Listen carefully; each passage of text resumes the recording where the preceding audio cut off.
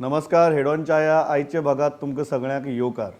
आज आमचे बरोबर असे गेस्ट आसात जाणी फाटली 2 दशकां गोंयची रानां फकत सांबाळीच नात पण ती वाडटली कशी हाजेरूय तांणी भर दिलो. ते आतां रिटायर जाल्यात पण ही तांची पयली विस्तृत मुलाखत रिटायर जातकीर आमचे बरोबर आसात गोंयचे आदले म्हणटा हांव जरी एक दीस पयलींच जाले तरी आदले principal chief conservator of forest Richard बाब डिसोजा. स्वागत तुमचें.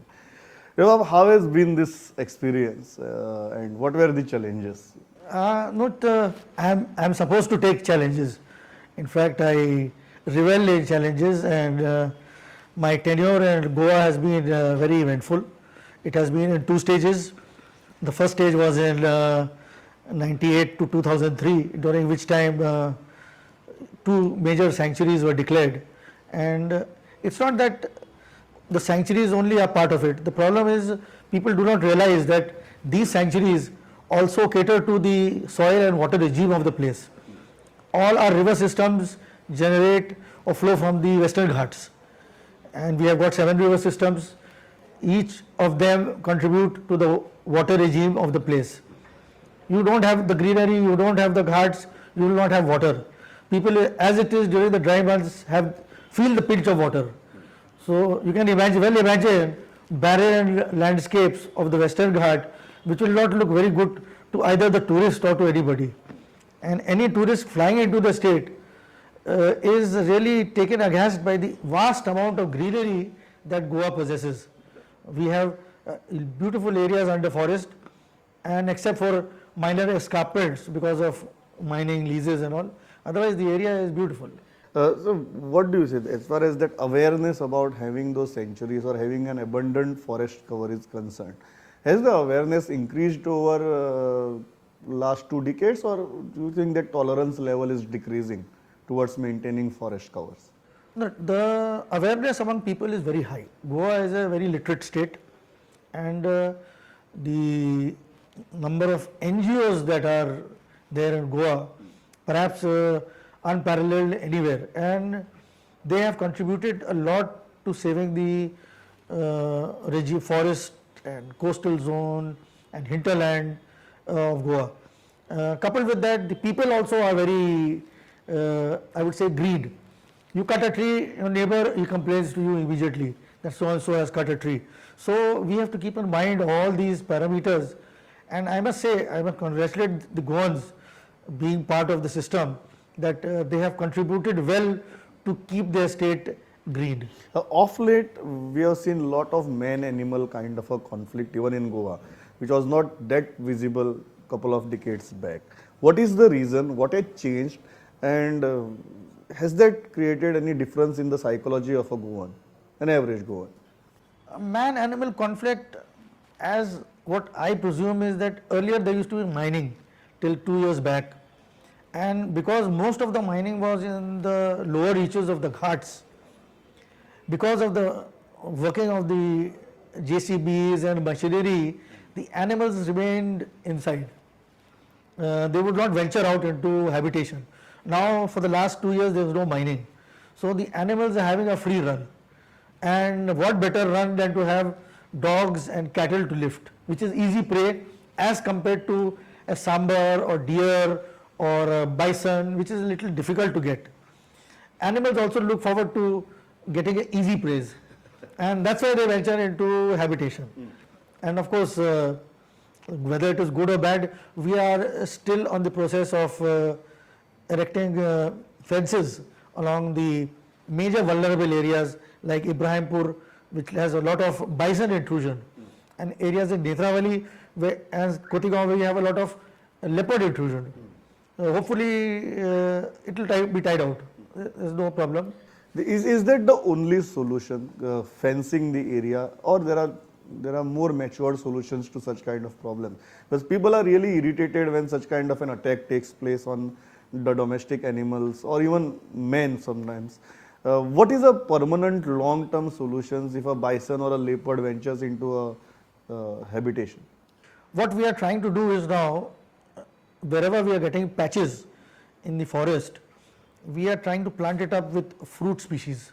So that will help all the animals to stay inside. And to plant grasses in the sanctuaries in open areas which will cater to the bisons so that they do not come out. Now, as far as leopard and all, see, these are animals. You cannot tell a leopard to stay in one place. He has to move, it has to move around. And each leopard has its own territory. So, most of our cattle venture into the jungle. We do not stop. Normally, in many of the parks and sanctuaries in the country, we do not allow cattle to go into the sanctuaries. So, therefore, you may not have heard of many man-animal conflicts in such places. But wherever there is habitation close, you will always have this problem. And fencing of fencing for solar fencing is only a small time measure. No, it's not a permanent measure. Not permanent solution. Secondly, of late, people have become very wary of the terms like wildlife sanctuary or tiger habitat and all those kind of things. Many such proposals have gone through your table also. How are you looking at it when we are thinking of creating a tiger habitat kind of a thing? What impact it can have on the local population and whether it is completely feasible for a state like Goa? It's not that a tiger sanctuary is the be and end all of everything. Tiger is only an animal which requires a vast 200 square kilometer territory to move around. Sanctuaries, people are scared because of certain vested interests who falsely propagate that once you are in a sanctuary you cannot do this, you cannot do that, you will be thrown out. No such thing. Sanctuary permits many things. They are all in order. You have to follow certain rules and guidelines. Only problem is you cannot encroach on any land in the sanctuary. And like the what about the present population staying within those boundaries of the sanctuary? Will they be displaced? No, nobody will be ever displaced. It is a misnomer that we are trying to displace or we will try to infringe on their rights. Whatever is their rights, it will continue to. The second fear in the minds of people is that when it comes to the development in terms of road or electricity, usually forest department is overactive in stopping such kind of things. How are you going to counter this perception? No, I have already told my staff earlier in my tenure that items like electricity and water supply needs to be provided to all. That is a basic necessity. Even last week I had gone to Netravali. I have given instructions that the people of that place are having water crisis. The pipeline should be taken along the road without disturbing the forest, and it should be made sure that water supply is given. Insofar as electricity is concerned, it would be better if people take underground cable. First of all, because the jungle is dense, if there is a storm and tree breaks, you have a breakdown of wire, you may not have power for days together. Electricity by underground cable is little expensive, but overall the government should think of providing through in the underground long cables. term that is a feasible solution. And it is a pakka solution once and for all without disturbing the ecology of the place. Forest department wouldn't obstruct to such kind of public utility initiatives. No, they'll definitely not. They'll definitely not. The second thing you mentioned about the vested interest, it has been widely reported also during last few years that there is lot of vested interest coming in when it comes to Western Ghats. What kind of vested interest are you pointing at and how forest department can tackle them?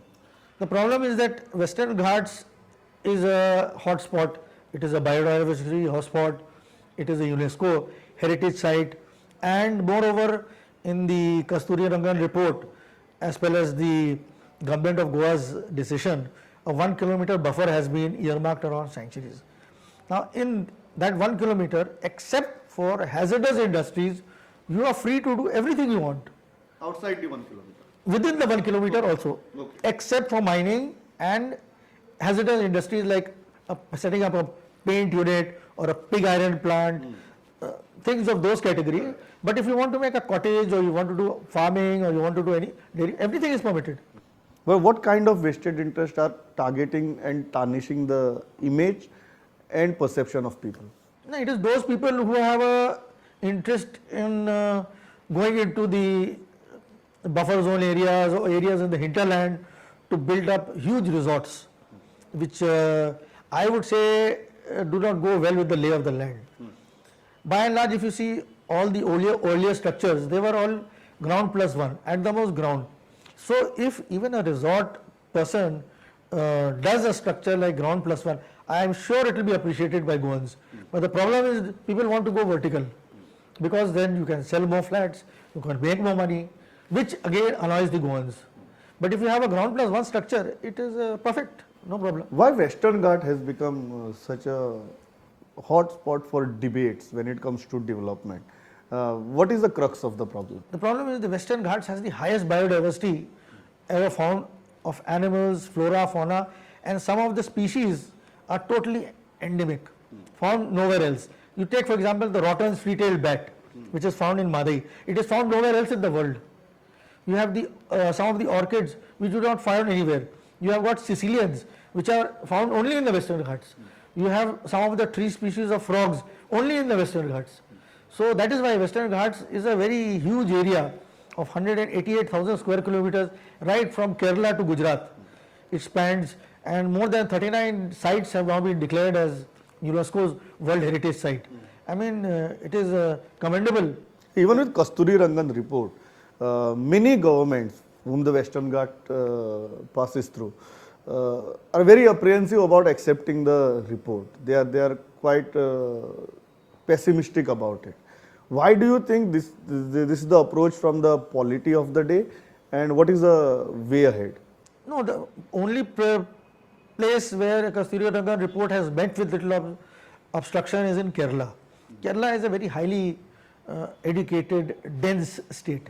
Every inch is occupied.